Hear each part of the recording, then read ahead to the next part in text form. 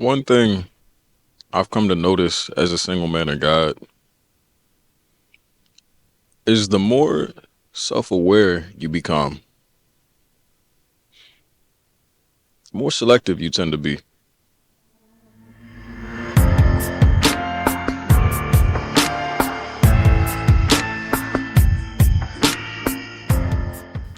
I believe we're all born with the desire to connect, and I believe the highest expression of that is the desire for intimacy. When I was younger, more immature, I used to pursue that in ways that were more immediately gratifying for short term pleasure, but wasn't exactly conducive to long term relationships, not sustainable ones at least. And let me be clear in what I'm saying. I was I was definitely in them streets and in them sheets. You hear me? But the closer I began to walk with God, the more I started to appreciate the value of companionship. That is, learning to enjoy the company of others, especially that of the woman I found myself attracted to, beyond just the excitement of physical touch and romantic pursuits and all that good stuff. Because don't get it twisted, I've been a lover boy, certified before the album. You hear me? And that being said, learning to enjoy the company of others meant learning to enjoy my own company first. And that meant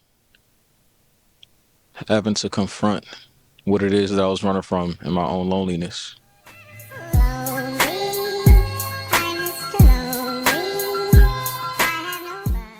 As a man walking in purpose, on purpose, I've come to recognize the fact that this walk can get pretty solitary at times. I was speaking with some brothers about this a little while back, and we even laughed about the fact that even though we are walking in purpose and that comes with its own level of fulfillment, at the end of the day, you can't cuddle with the calling. We yearn for that companionship by design, and I believe there is something that's uniquely feeling about having someone to go through this, having a partner to go through this thing called life with. It's often said that the biggest beasts every man has to conquer are his lust and his anger. I'd like to add his loneliness to that list as well. Because the thing about it is, when you're alone, you can't run from yourself. And if you don't like who you're sitting with when you are alone, then you'll do almost anything to escape the silence. It's like the unstimulating silence of solitude has a way of bringing to the surface all the scars and shadows that you're safe from in the company of others. And it's man's inability to sit with himself that leads many a mind to seek escape in the medicine of situationships, intoxication, mindless consumption, and habits of the like. The tragedy of it is that it's only through mindfully embracing the silence that we're able to achieve greater self-discovery.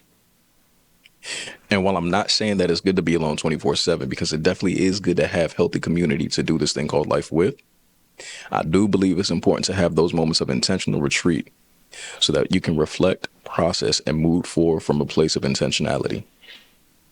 Embracing the silence allowed me the ability to find solace through prayer, reflection, and insightful self-discovery of who God called me to be based on what he said about me, instead of numbing myself by seeking distractions and self-medicating. And it's through this regular practice that I slowly came to appreciate my very own presence. I found value in the man God created me to be, and slowly but surely, I was learning to appreciate my own company.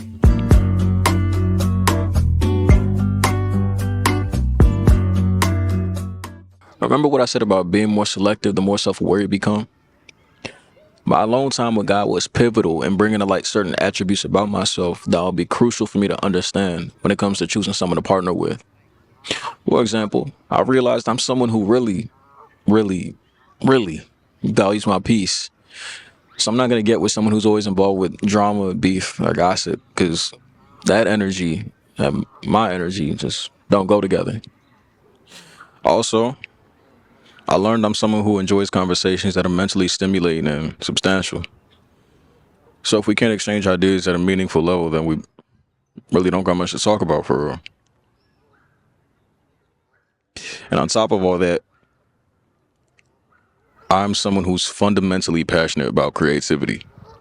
I see it as a force strong enough to literally shape the very world around us. So I wouldn't get with someone who just sees it as a hobby. And to double down on that, I literally have a creative calling. So to get with someone who doesn't take creativity seriously would be the same as getting with someone who doesn't take my calling seriously. And I just wouldn't set myself up like that. Now, mind you, if this were merely about stating my standards, then I wouldn't have a problem making a whole video talking about my convictions, preferences, and expectations. But this ain't that. By taking the time to understand the things that matter to me and the qualities that come with being in my company, I began to see what kind of presence I bring into a room, and from there, what value-based compatibility actually looks like when I seek it in others. And notice how I said when I seek that companionship in others from a general standpoint. Because while I do have the desire for romantic companionship on my heart, I realize that my values are the same no matter the relationship dynamic I'm in. So I find that these attributes also do a good job with the people I get along with at a platonic level as well, which brings me to my next point.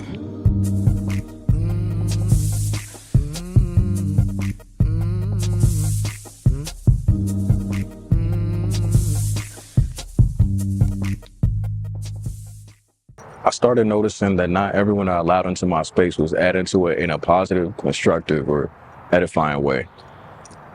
Certain things, certain people just started to feel off, whether it was their energy started to feel draining or being around certain people just started to take me off track from my goals, or some folks just always having a negative cloud around them.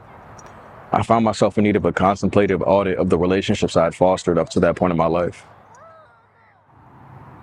There's a phrase that goes something like, show me your closest friends and I'll show you who you are, which holds similar meaning to the idea that birds of a feather flock together. And this relationship audit of the company I kept brought me to a stark realization that company isn't just about the good times you have together or the emotional highs that you feel with someone. It's about their energy, the attitudes they carry, the choices they make, all the way down to their spiritual well-being.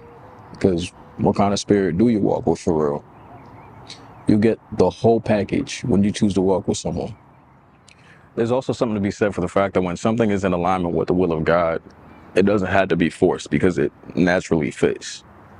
It's not saying it won't take effort, but it'll be more like two puzzle pieces coming together instead of trying to fit a square peg in a round hole. And this alignment speaks to the value-based compatibility that I'm talking about. Because for friends and romantic interests alike, I've gotten in the habit of weighing my relationships with a level of consideration that asks, do we really value the same things? Or is the main thing holding us together the fact that we have history with each other? It was this process of relational evaluation that made me realize I was outgrowing certain dynamics. Certain company was beginning to cost me more than I could invest, and that's a level of discernment that to this day I do my best to exercise. Because when I think about company, I think about what it looks like to accept someone's presence and all that it comes with, not for the sake of shutting people out, but because I want to store my space well. There's a level of intentionality that I exercise when it comes to who I choose to be around, because I realize that carries the potential to impact my alignment, sense of peace, and overall well-being. That's just something I want to honor.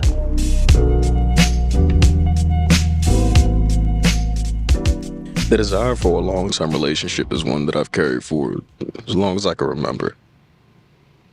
And having grounded my spirituality in Christ means my expectation for fulfilling that desire comes in the form of marriage, which I've come to understand as a lifelong commitment between two people for the sake of glorifying God.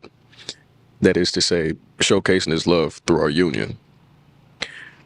And I'm only able to articulate it this way because I allowed God to renew my mind in this area, because I didn't always think about it this way.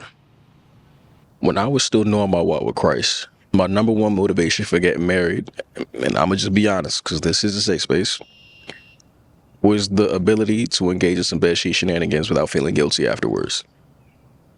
Mind you, the desire is still there, but over time, God's had to show me that one, there's nothing wrong with that because that's literally what He designed marriage for. But two, marriage is so much more than that between the sheets action. It took some time to get me here, but hanging around older men who are veterans at this marriage thing, and I do mean men that are happily married, because that is an important qualifier, show me that a relationship, and by extension, marriage, is so much more than the romantic excitement and passionate moments that I was yearning for it to be.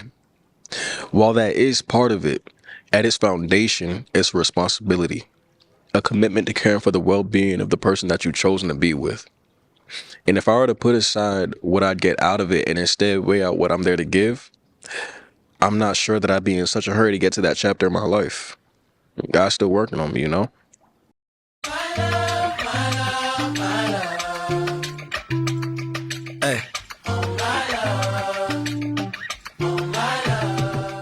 As I said earlier, the further I go on this walk of discovering who I am and who God called me to be, the more selective I become. Not only am I grateful to have a greater understanding of what it looks like to choose relationships based on alignment, be it romantic, platonic, or anything in between, I'm also grateful for the ability to share the thoughts and insights I've developed along the way. To all my lover boys out there, the real yearners who might be desiring a relationship, man, to the point that it's even agonizing and at times you doubt it could even happen for you. Let this be a word of encouragement that someone else knows what it's like to be a man of God with the desire for a relationship and the heart to do it the right way. Just know you're not alone. At the end of the day's gonna oh my goodness. At the end of the day's gonna end. And when it's all said and done, I'm not of the belief that God wants us to just sit around waiting on our thumbs for the blessings he has for us. People often use the example of how Adam had an assignment before he had a partner, and I think that's the other side of the coin in all this. Chances are you do have something you could be doing in the meantime. God didn't just leave you bored or miserable. This kingdom work to get done, so let's get back to it.